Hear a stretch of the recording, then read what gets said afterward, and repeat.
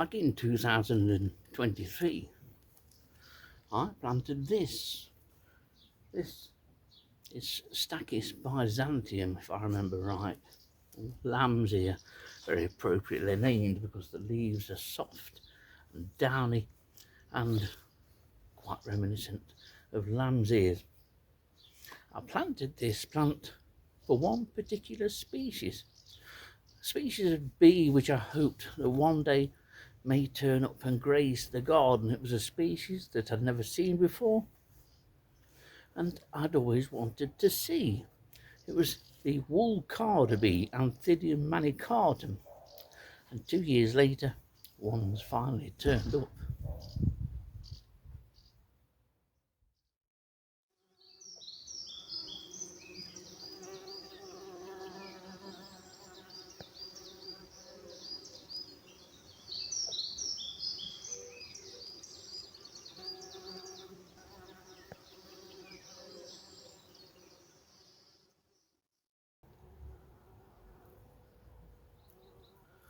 I'm pleased that it only took 2 years for Anthidium manicatum to turn up in the garden.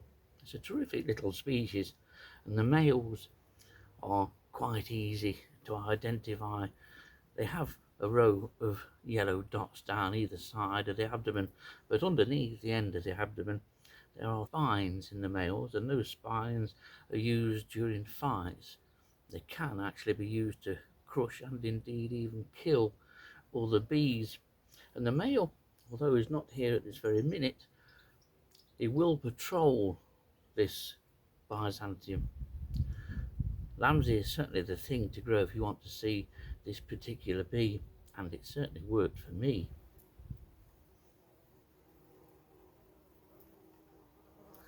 The garden's veritably humming with the buzzing of bees of various sizes and descriptions and species. And this Stachys byzantium is a great plant to put in your garden to attract bees. It's one of the labiates, and bees often love labiate plants. Yesterday I was watching my little Anthidium friend, and he was so busy protecting this plant that he even took on a visiting hummingbird hawk moth which popped into the garden briefly yesterday afternoon around about 2:10 for 10 minutes, and that was feeding on the Viper's bugloss, but it didn't escape the attention of little Anthidium manicatum, who proceeded to follow it around. Didn't actually attack it because hummingbird hawk moth is quite an impressive size difference in terms of little Anthidium, but it does protect this plant or this clump of Stachys.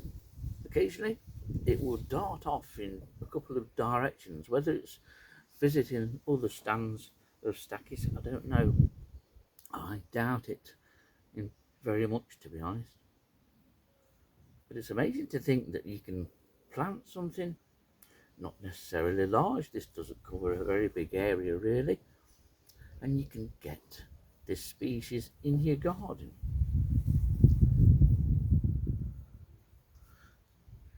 The common name for Anthidium manicatum is the wool carder bee, and that's derived from the fact that the females will often scrape off the hairs, the furry covering of plants like Stachys byzantium, and they will line the cells of the nest with that fur or that hair. The bee hotel at the back provides the ideal place for female Anthidiums to nest. Hopefully one may well use the 3 hotels that I've got available. That would be brilliant, but at least I've managed to get the first part of my quest, and that was to attract Anthidium manicatum to this little garden. It just shows what can be done. But the females make the nest and make several cells in that nest. They use natural cavities, but will use tubes and canes, hollow canes, like in the bee hotel. There's a good chance that maybe a female is already occupying at least one of those tubes. Be nice to think so.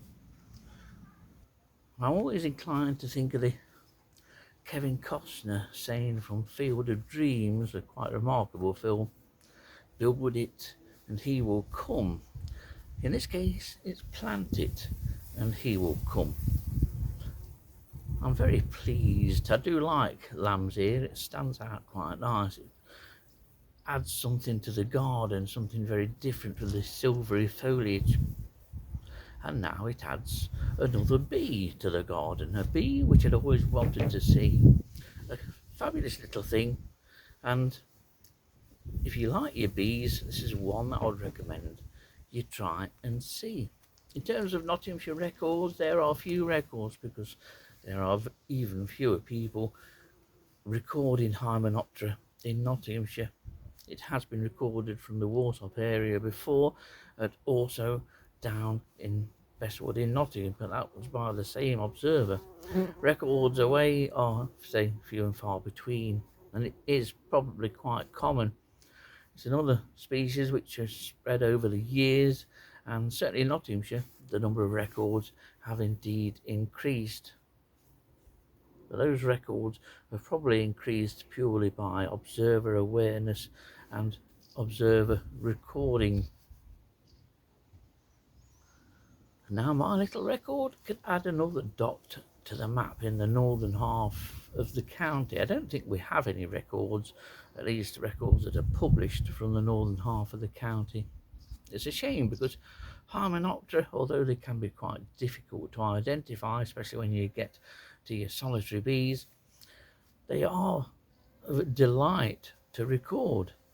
And of course, by planting your garden up, you're attracting them to you. You don't have to go looking for them too often.